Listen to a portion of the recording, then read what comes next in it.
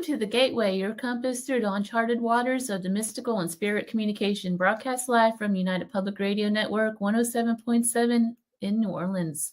I'm your host, C.L. Thomas.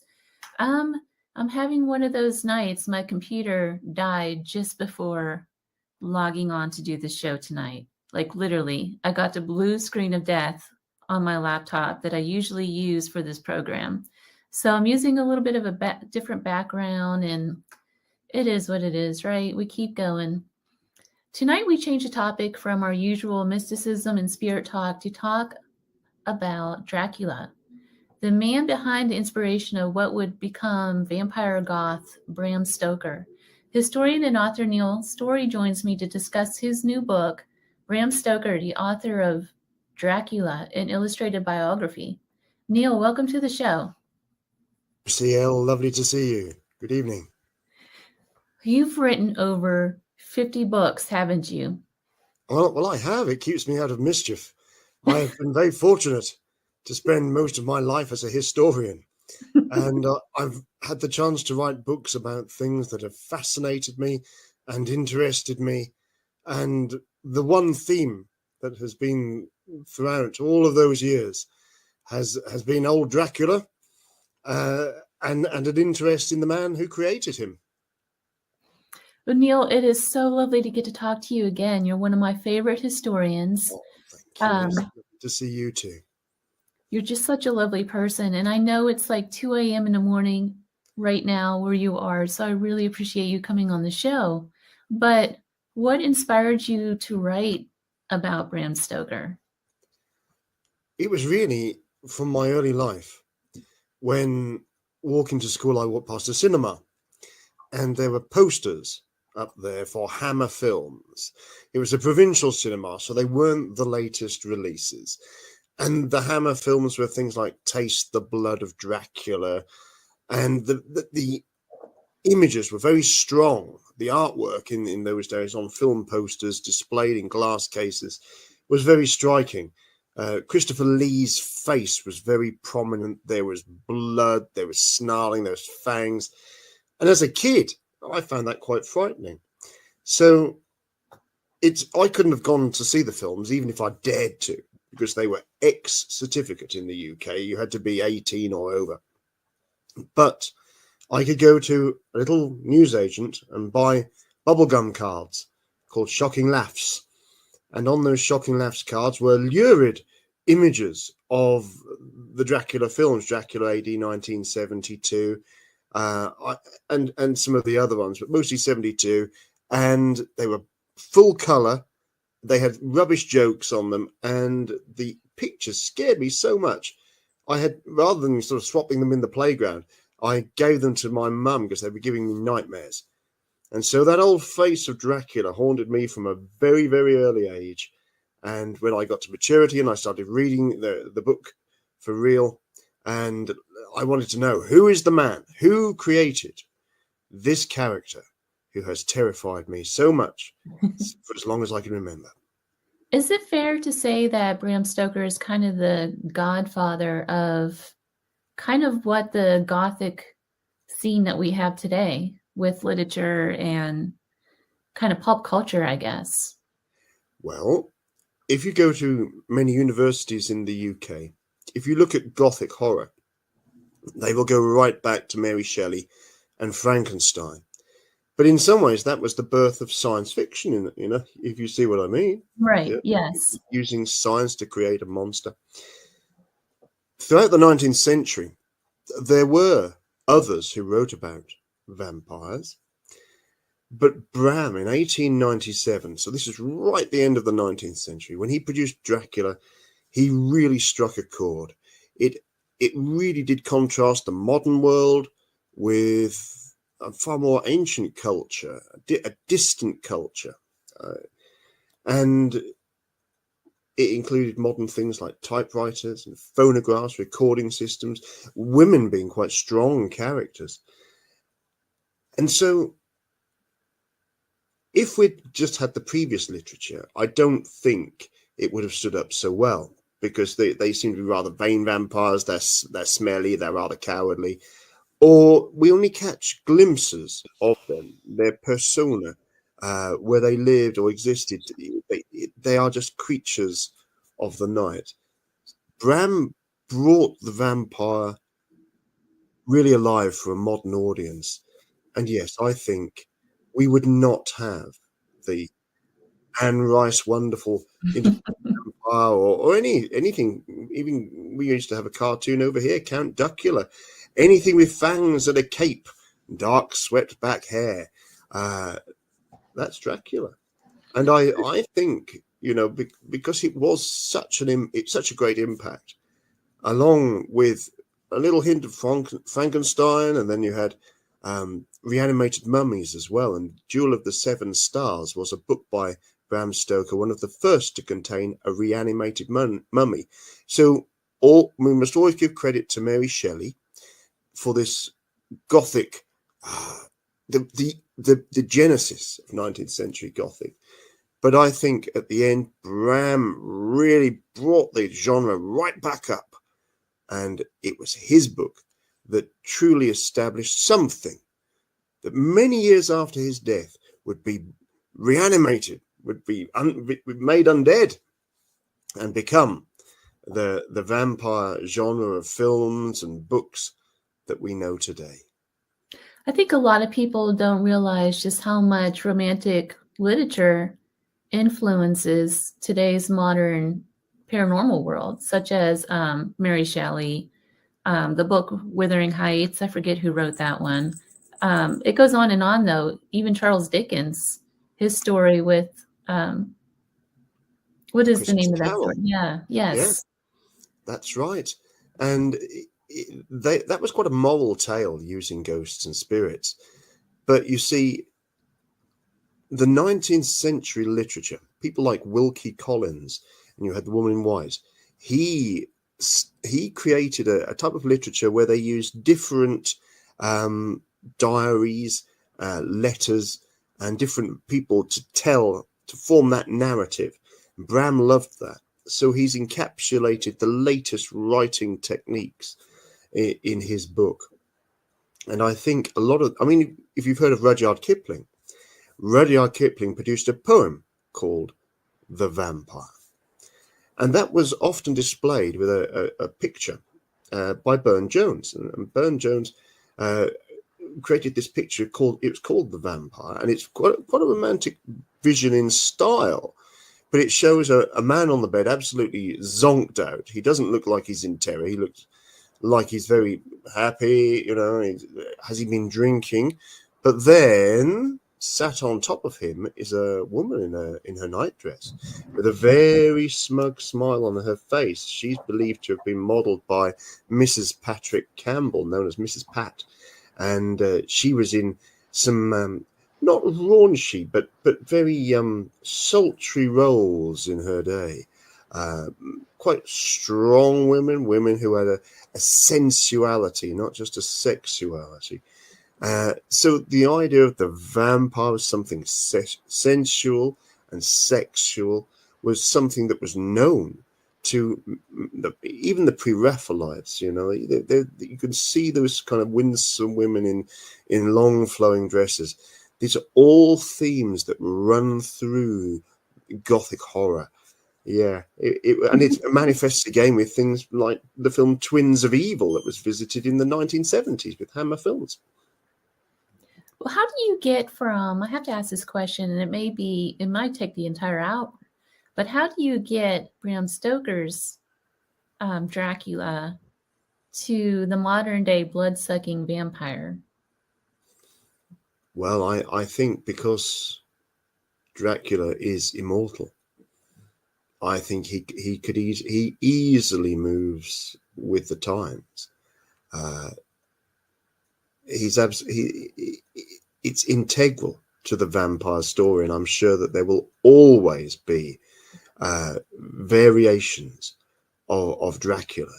UK, US, and all around the world, various production companies look to retell the tale, or they try and find the origins tales, prequels.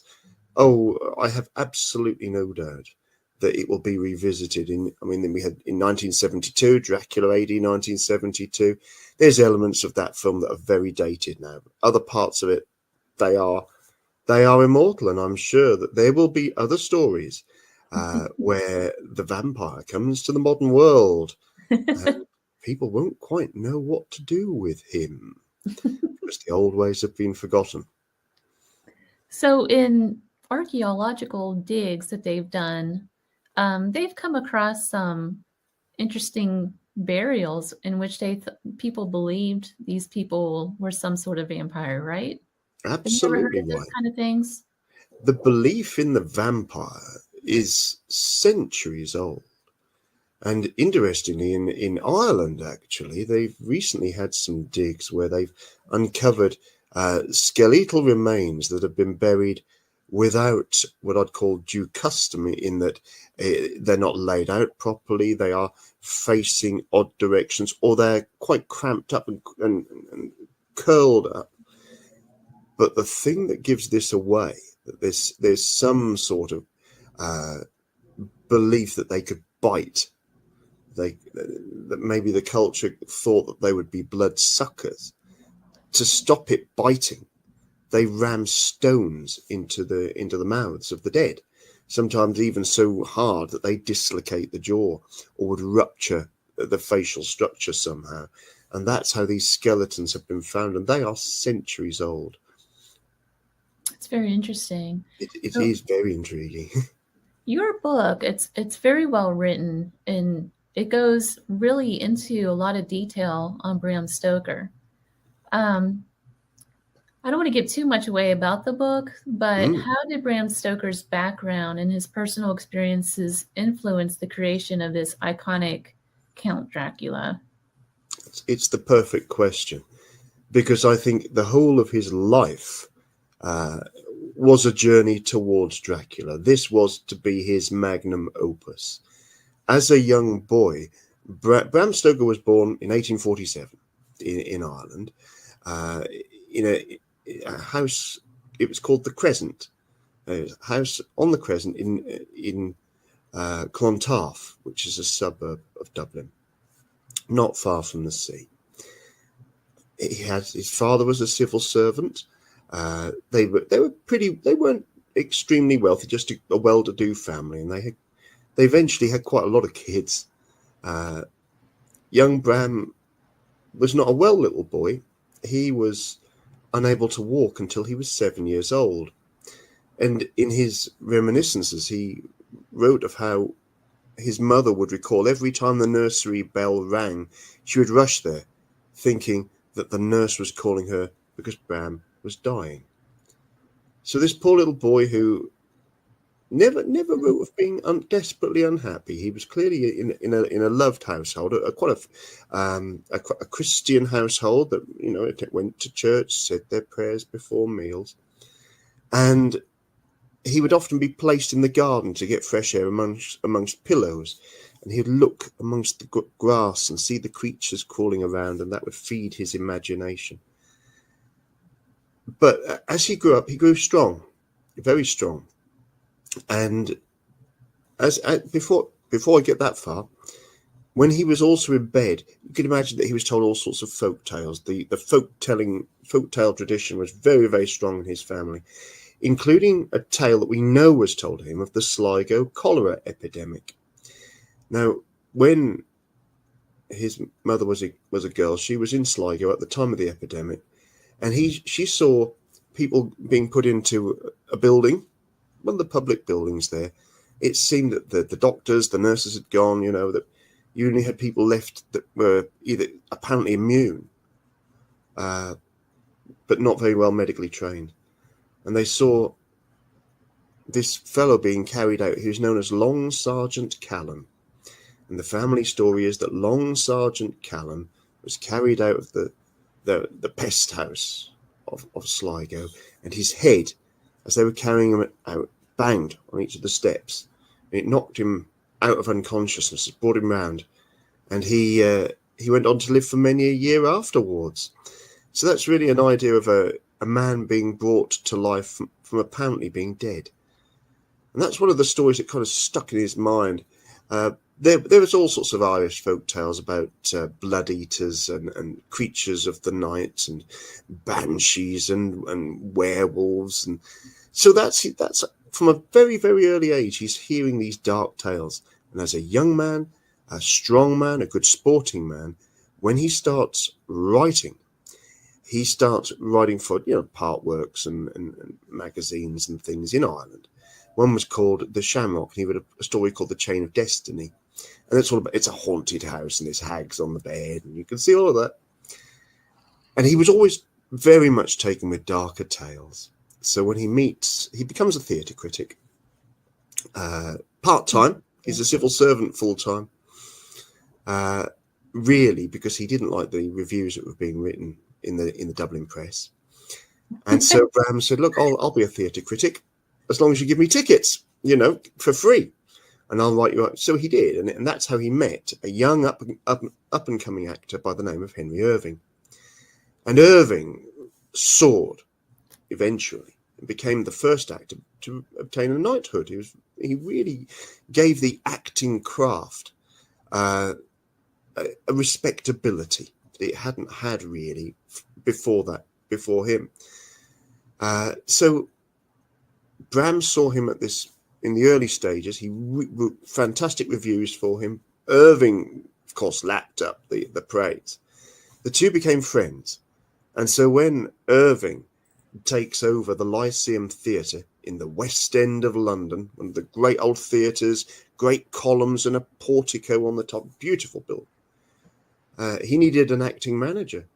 And he asked his friend, Bram Stoker, to come and join him as acting manager of the Lyceum. Bram initially, and I think always partly, idolised Sir Henry. In later years, Irving always saw Bram at his absolute beck and call. And I think Bram kind of liked that. They worked well. The synergy was certainly there. And Bram was not unique in that respect. There were others. Irving seemed to have that magic over people who worked with him. So Bram, as this acting manager in this great theatre, wanted to write a story that could turn into a play that was worthy of Sir Henry Irving. And so that's really how he came to want to write the story, and all of those themes that he'd seen and heard of, and plays like Faust. You imagine this where you see hell depicted and witches and creatures of the night. That's a great inspiration. The Lyceum Theatre was seen, they used to call it the Palace. It was the best theatre for serious drama in London in the 19th century. So yeah, that's the initial inspiration. And it was Bram's sincere wish to write something worthy of his master, the chief. And he seems he did, didn't he? Well, he did. He did. It's interesting. They had to perform Dracula before, for copyright reasons, on the stage of the Lyceum. And people say, well, not many people went. Well, they didn't want many people to go. The fee was excessive. It was a guinea. But they had to perform it. It was done more or less as a reading. And it was during the daytime as well. It was a daytime performance. No way was that going to pack out. But Sir Henry did come to see it. And all that is recorded of Irving's comment, because Bram was clearly saying, well, what did you think? And Irving simply replied, dreadful. So one wonders, was it really bad, or was it dreadful because it was so scary? That's interesting, too, because Dracula is the metaphor for various societal fears at the time. Absolutely. According to literature critics, anyway. I absolutely agree. Bram tapped into a lot of dark themes. Sadly, there were concerns at that time because a lot of people were fleeing from Poland to Great Britain. There was quite a foreign community in London, and people from Central Europe as well, and they declivitated to the East End. And there were fears that so for example, when the Jack the Ripper crime started hitting the street, the word was oh well, here's the rub. It's going to be a Polish Jew. So that was the accusation. So you go for the target. So Bram is tapping into some of that xenophobia, the fear of the unknown. He's also tapping into themes of progress, but the idea of progress being so fast that old beliefs are thrown out, and discarded, when actually you might be throwing the baby out with the bathwater. So he's looked at those themes. He lived through the time of the Jack the Ripper scares, and we know that he was in London at the time. The play Dr. Jekyll and Mr. Hyde was on the Lyceum stage at that time. Richard Mansfield, the actor in the role, doing a magnificent job. In fact, a job so good that some people believed that his performance was influencing the killer Jack the Ripper. The Lyceum Company were also on tour, so Bram was able to look in to the maelstrom of London from the perspective of outside, and he could see that people, wherever they went, were afraid at night that the Ripper could come to their town. So this idea of a contagion of fear was certainly alive for Bram. He lived through that and drew on that contagion of fear for his story. So there were a host of themes, cultural themes of the 19th century, themes of travel. Bram actually wrote one of the very first travel logs for modern America. A lot of people don't realize that from his tours of the country. He loved the States. So he's talking about travel. Dracula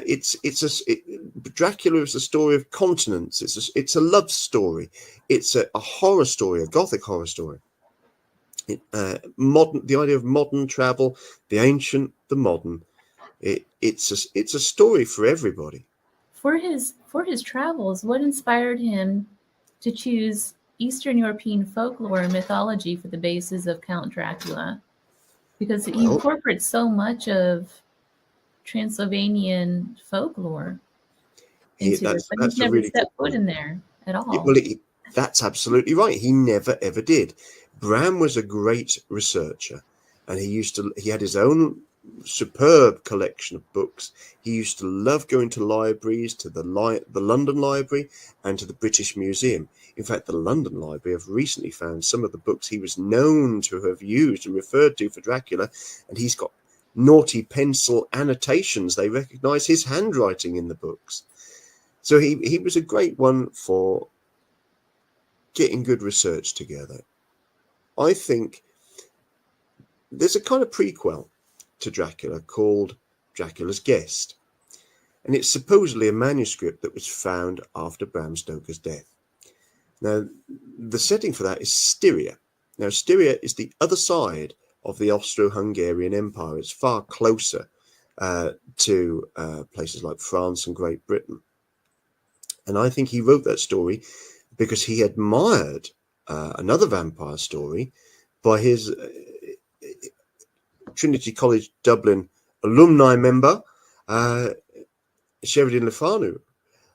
It's Camilla, Through a Glass Darkly. And Camilla was she was, you could read it as that she is a lesbian vampire, and she predates Dracula. Bram certainly loved the story, and when he wrote Dracula's Guest, set it in Styria.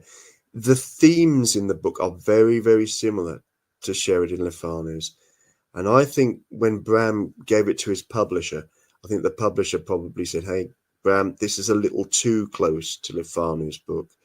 You're going to have to make some changes." So Bram would have looked on the map of the Austro-Hungarian Empire and gone to the far-flung corner of it, so far-flung that on some maps, and this is something I learned when I was researching this, the map of Transylvania, that section, the country, goes over the neat line of the map. So if you think of a map, but it's got that straight line at the end, you'll sometimes see a country or a part of the country bleed over the edge. That's over the neat line, and it always looks a little bit irregular. And I bet you that's what drew him. And Bram could see Carpathian Mountains. He could see the Borgo Passes, and he could see that there's railway that goes there. So he's got his maps. He's got that. Right, here's the new place. Bram wrote for a magazine called The 19th Century. Now, that's a pretty good review magazine. Lots of articles, quite educated ones. And in there was an article called Transylvanian Superstitions, which includes how to ward off vampires and keep away the creatures of the night, the Nosferatu. And the article was written by E. Gerard. Now, if you read that article, you wouldn't necessarily clock that this is a woman. And her name was Emily Gerard, and she was the wife of a diplomat. And she was in Transylvania while her husband was there on diplomatic duty. And she was the one that went and investigated the folklore and talked to locals and delved into local archives. She's very, very good. So I love the fact that Lefano's female vampire inspired Dracula, and a woman, Emily Gerard's Transylvanian Superstitions, gave Bram the kind of meat on the bones of the traditions and superstitions of the vampire. It's a darn good start, and women are behind the Dracula story. I like that thought. So what is the connection between, and by the way, that image behind me is actually from Singasora, where Vlad the Impaler was born. Where does that connection begin between Vlad the Impaler and Dracula and Dracula? Well, the root of that story, I think, comes from a book by McNally and Florescu that was produced, I think that was in the 70s. In the 1970s, we didn't have access to the notes of Dracula, certainly not widely accessible, and the manuscripts, and the amount of letters that I uncovered in the Hall Cain archive on the Isle of Man. We simply didn't have all of those to enhance and inform our knowledge of Bram and how he created Dracula. So McNally and Florescu looked at the stories that might have inspired this character and the story of Dracula. Did Bram know all of this background? But for Bram, the truth is far more prosaic. Bram was on holiday in Whitby. He had seen and heard about the wreck of the Demeter, which that becomes it was the Dimitri, the Demeter in the book. It's a wreck on Whitby Beach. Bram's on holidays. Whitby is in Yorkshire in England. And I dare say he popped into the library to find out a little bit more about the places that this boat may have come from. And he picks up a volume. It's Wilkinson's Guide to Wallachia and Transylvania. And we know this because we've got the notes of Dracula. They exist. And he's even put the reference for the book where he found it in Whitby. And he just annotates a little bit. And it's very short. It's quite clear that he's found a name. He's found the name Dracula.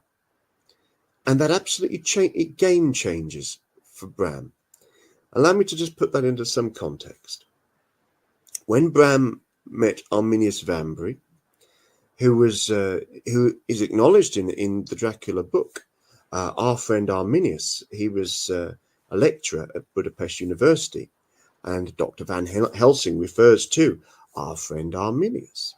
And he was certainly a factotum on folklore and legend, and the pair met over dinner at one of the gatherings in the Lyceum. We don't know the exact content of their conversation, but clearly there's some notion of vampires and the vampire legend being told there. Bram liked the idea of having a book. It's called The Undead. That's the original idea. And then he adds in Count Vampire. But it's spelt Wampyre, Count Wamp. And for the general public, Bram loved language. But for the general public, they would be saying, Count Vampire and the Undead? What sort of a title of that is? That would have sunk like a lead balloon. And I think maybe Bram knew that. Count Vampire and the Undead. So his working title. He gets to Whitby, and he discovers this name, and in the book where he discovered it, you could tell he likes Dracula, and he notes the people of Transylvania. The name Dracula means, or Dracul, it means demon or devil. If you read on a little bit, it mentions Dracula is a mercenary, but not a desperately good one, according to Wilkinson. There were no mention in the notes of Bram Stoker for Dracula of Vlad Tepes.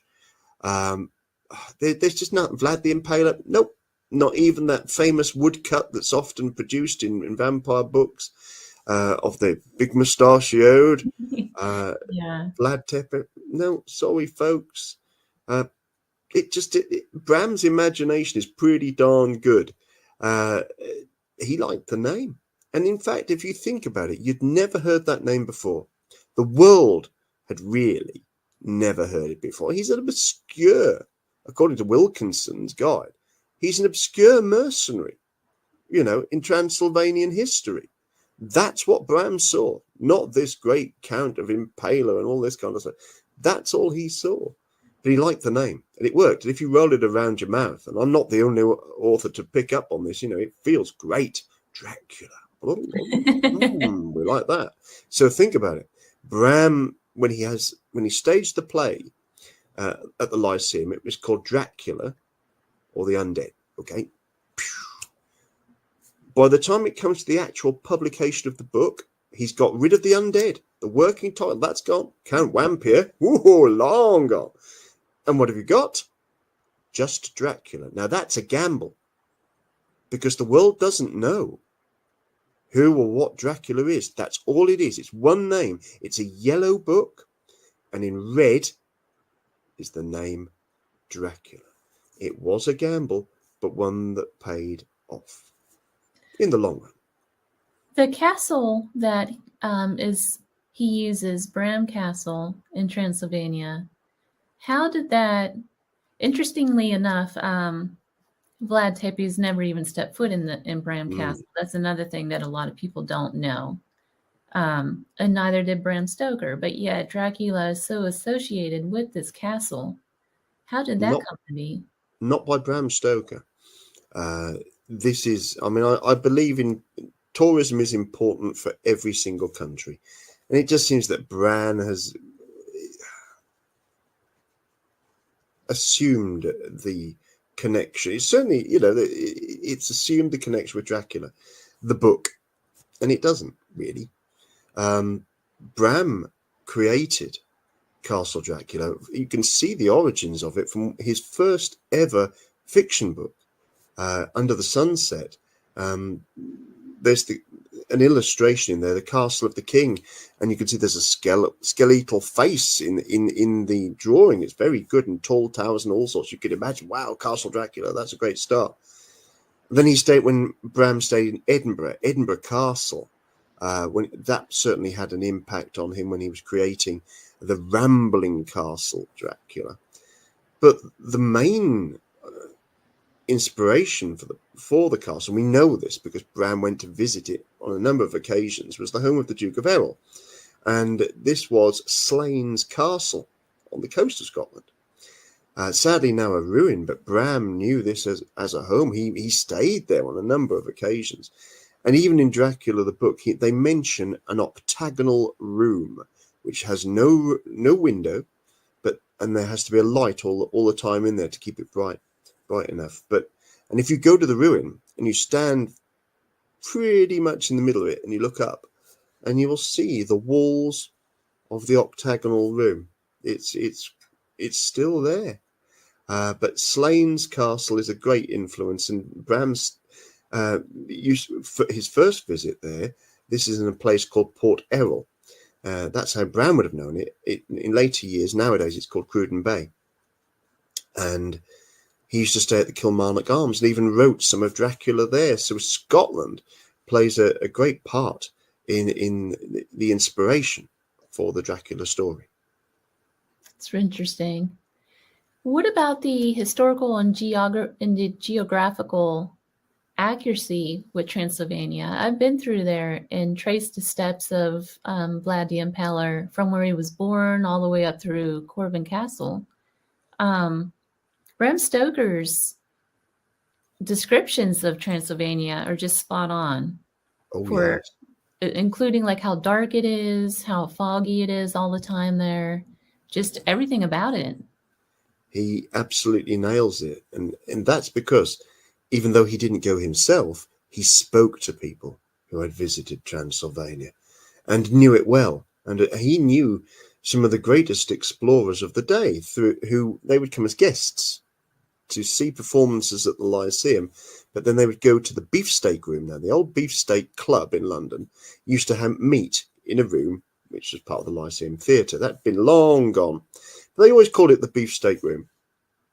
And Bram cleared it out and set it all up. So rather than having a few sandwiches on the stage, they could actually have some intimate meals, and it was knuckle-bitingly expensive for the theatre profits, I can assure you, but they would host these great, very intimate dinners, and they would have people like Richard Burton. Now, that's not Richard Burton the actor, Richard Burton the explorer and orientalist. Now, Richard Burton had written a book called Vikram and the Vampire, which is a Hindu story of a vampire, a shapeshifter. And Bram knew Burton. Burton is one of the inspirations for Dracula, the character of Dracula himself.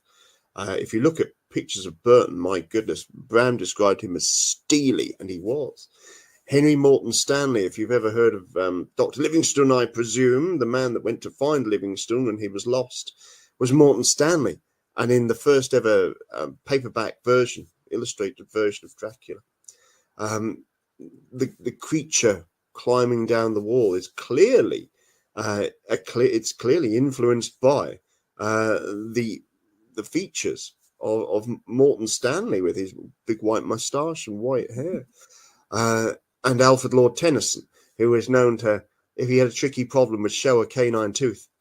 So these wonderful explorers were known to Bram.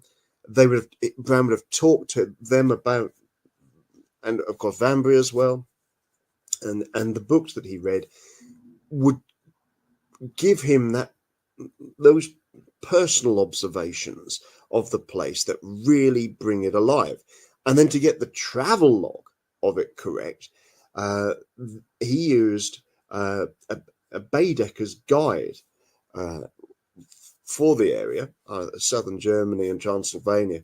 And I actually own it. I own Bram Stoker's own copy of the Really? Baedeker guide that he used. Oh, I was very, very lucky to pick that up. And the description of how Jonathan Harker gets across country and to where he needs to be in Transylvania, the journey is you can absolutely see where Bram has got it from. You could almost feel his finger on the page as he's writing and typing it up. why do you think he never actually traveled to Transylvania himself?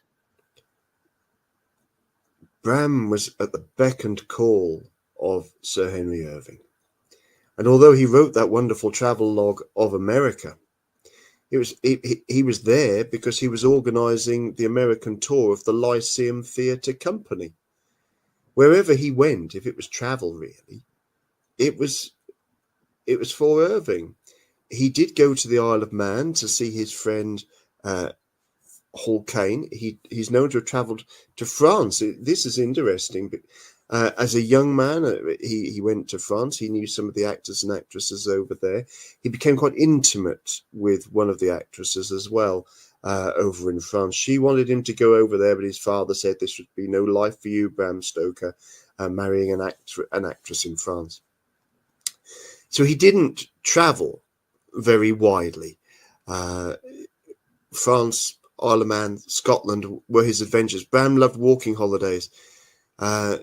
Loved Whitby, loved the British, and international travel beyond business or exploring what wasn't overly common. And to make that journey personally to Transylvania, I think he would have loved to have gone, and maybe he meant to go, but life and time, he just didn't get round to it. There's a few things that I've heard that may. I just want to get your thoughts on this. They might be silly questions. I'm not sure though. So there is a rumor that Stoker has the same birthday as Vlad, the Impaler. Is that true? I don't know. I don't know. Yeah. He might do. That'd be a wonderful coincidence. Bram would have loved that. He wouldn't have known that. But... Do you think that Bram Stoker was connected in some way to Vlad, either ancestral or somehow spiritually or anything like that? Bram's ancestors, going back hundreds of years, and I've traced his family tree, were originally not from Ireland. His father's line go back to Northumberland and Durham, which is where I'm speaking to you from right now.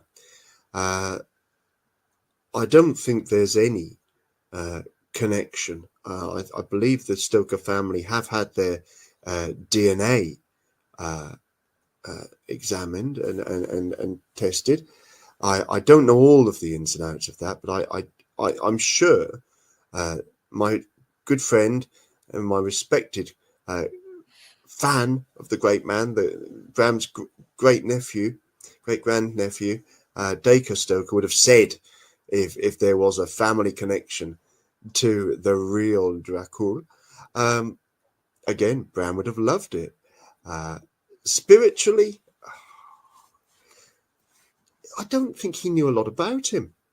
If we're really, really, really honest about it, I don't think he knew a lot about Vlad Tepes or Vlad the Impaler or Dracula. It was really just a name that fitted the character, the imagined character, based on people that he knew and things that he had read, rather than borrowing anything of the real backstory of Dracula. So here we are in modern ages where we have Dracula's castle, we have all of this different stuff going on.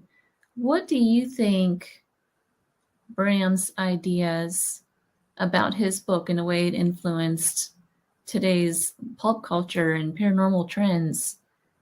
What do you think his thoughts would be on this? From back then to now? I think he would have glowed with that thought. When Bram died, and he died in April 1912, and his death was overshadowed by the sinking of the Titanic. There were some lovely obituaries written for him and in tribute to him, and his greatest literary legacy, the critics of the day and his friends of the day considered that it was his 2-volumed biography of Sir Henry Irving. Dracula was just another one of those stories, a weird tale. But Bram's long-term legacy, not just Dracula, but Jewel of the Seven Stars, The Reanimated Mummy, some of his other dark tales, and they're worth reading. Look them out, including The Lair of the White Worm, are an incredible canon of work. That in his own lifetime, Bram, they were not failures. And in fact, Dracula has never been out of publication, never been out of print since it was first published in 1897. And whereas many of the authors, including his dear friend Hall Caine, the first man to sell 1 million books in the English language, most people don't even know who Hall Caine was, let alone own a Hall Caine book. The books don't stand up for modern audiences, and they're certainly not a Shakespearean literature. Whereas Bram has never gone away. His character is truly, Dracula is immortal. And for Bram to see all of those things, I don't think the money would have been nice. I wished because his family, they never enjoyed a great deal of wealth from that. They got some, but it was meant to be the one that, and it should have been the one that kind of provided a legacy for future generations, the direct line of Bram Stoker. But deep down, would he have really cared? He wasn't about the money for Bram. It was about the storytelling. And I think for him to see that, it would be overwhelming for him. I think he would be filled with pride. And I just wish, I hope, and in fact, I believe there is a spirit world and we can't all go into nothing. I like to think he sees and he rather likes it. So what are your personal thoughts about the vampire gothic movement, where we have a lot of people who believe that they really are vampires, either psychic or drinking of blood and all of these different things out there? Well, there's nothing new in it. People have believed because of some medical condition or whatever, that they are somehow allied to the vampire. Some people, going back centuries, have drunk blood. It wouldn't be for me, but or bathed in blood to stay young. Yeah, well, it's a tricky one. I mean, there are some medical conditions that can really cause people to think and believe that they are a vampire. Maybe there are creatures of the night. I just think if you don't hurt other people and you don't hurt yourselves, then be who you want to be. But don't lose touch with reality. When I was a kid, there was a book out, and it was a series. I think I was in 1st and 2nd grade. The book was about Bunnicular. Have you ever heard of this? Where it was a rabbit vampire. Wow. I don't know what made me think of that, but I'm liking that. In Britain, we had Count Dracula, and he couldn't drink blood. He had to live off tomato juice and tomatoes. Well, Bunnicular, he lived off of carrots and things. He would go and raid people's gardens in the middle of the night. Yeah, I'm liking that. Fun. You see, I couldn't live as a vampire because I love garlic. It's one of the wonderful ingredients in food. No, I couldn't live without garlic. No. But, that's a good point. From the stories, how it all evolved, it kind of, even from Anne Rice, the story shifts, right? Constantly. Yeah. How do we get from the vampires not able to be around garlic, they're not able to do sunlight, all of these different things?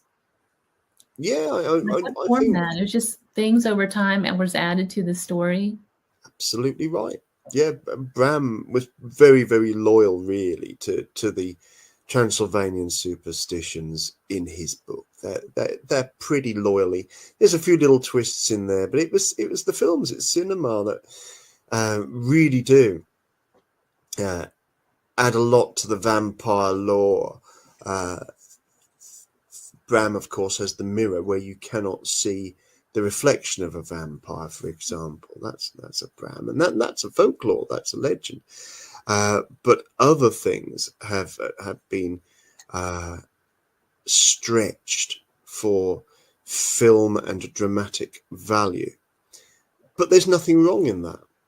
I think having vampires going out in daylight and just saying that they are weakened by daylight, and that is pretty much what they always were. Bram has Dracula seen in London, and it's not night time, or at least we don't think so. I wonder if that comes from the idea of the fear embodiment, and you can't bring the stuff out into the light, sort of thing. Like you can't bring. Yeah, absolutely right. Yeah, absolutely. Right. But it comes from the folklore. These are, you see, the difficulty was that the term Nosferatu does mean a creature of the night. It doesn't just mean a vampire. It could be anything that will operate mostly under the cloak of darkness because it looks unusual. So, for example, a werewolf or a zombie or potentially a vampire. Although a vampire could certainly look just like you and me, but they tend to operate by night because they need the stealth, and they might shapeshift too. For the unwary traveller, to be pounced upon and set upon by the vampire. Yeah, the vampire lore will always flex and metamorphose, but keep the story alive. Keep the story alive and go with the flow. Respect Bram's masterpiece, and but keep it alive. Neil, where do people find your book? They can find my book if you're in America on Barnes and Noble. You can find Bram Stoker, author of Dracula. You can find it in Great Britain on Amazon, but also, if you've got a local bookshop, you can order it, or they might even have it on the shelves in all good bookshops in Britain and America. It should be out there. I'm been really touched by the kind words from fellow Dracula fans and Bram Stoker fans, the never-ending support of Dacre and the Stoker family. We hold Bram Stoker and his legacy with great affection, and I tell you what, if people fancy it, I'm over in America in October, and we're doing a little tour of New England and Salem, looking at the vampires of olden New England. Have a look on the Mysterious Adventures tour. Oh, with Maria. I love that. With our beautiful Maria, and come and join us. It's going to be fantastic. Halloween in Salem. My goodness, I can't wait. A journey of the lifetime. I'm going to be in Boston during that time too, so perhaps I'll come see you guys. Tomato juice for you and me.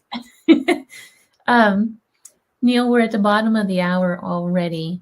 Oh, where's it gone? I know, it's every time I talk to you, that happens. It just disappears. It's like time slips happen. It's true. It's true. Well, I've always got new research going on. I've got a new book looking at the history of UFOs over Great Britain from the early 20th century to the present day. So that's some new research, some quite intriguing stories to be told there. And of course, there's always dark tales of witchcraft and legends and murders and dark deeds. If you could put up with me again, I would love to come and share them with you. I will definitely have you back on. Absolutely. Neil, where can people find you? Real quick, where can people find you? Come and find me. I've got my profile on Facebook, and that's building up very nicely. Come and find me. Come and find me. Storey, Storey. That's correct. The only one with a big moustache. Well, Neil, thank you so much for being on again. I really appreciate it. It's a pleasure, CL. Good to speak to you, and thank you to everybody for listening tonight. You've been listening to The Gateway, your portal to the unexplained, the mystical, and the otherworldly, broadcasted live from United Public Radio Network, 107.7 New Orleans. Find me online or on social media to find out the latest in books and artwork created by me. You can find me at it's clthomas.org. clthomas.org. Until next time,